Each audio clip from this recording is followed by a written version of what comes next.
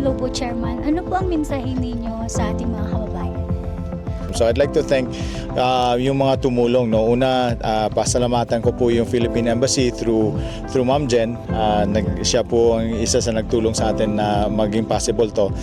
MMS Manpower, nagbigay po din po sila sa isang sponsor ng bus natin. Also, I'd like to special mention yung mga kasama natin sa community na tumulong din at tumulong sa budget natin, nagpahiram sa atin ng budget sa BOD. So maraming salamat to Marisa, thank you so much, Igsoon, as well as Ate Pia, thank you very much for shedding a budget for this, at saka sa mga BOD din, thank you so much. Hindi magiging successful ang program na ito kung hindi po sa inyo. Magandang hapon, Vice. Mayroon po ba kayong gustong pasalamatan? Well, of course, we always want to thank everybody who came.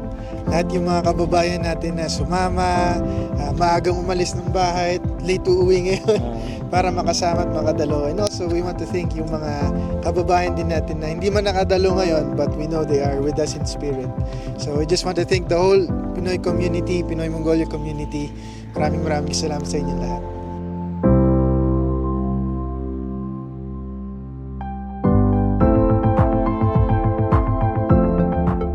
At dito po nagtatapos ang picnic. At Larong Pinoy 2024. Maraming salamat po. Paalam! Paalam!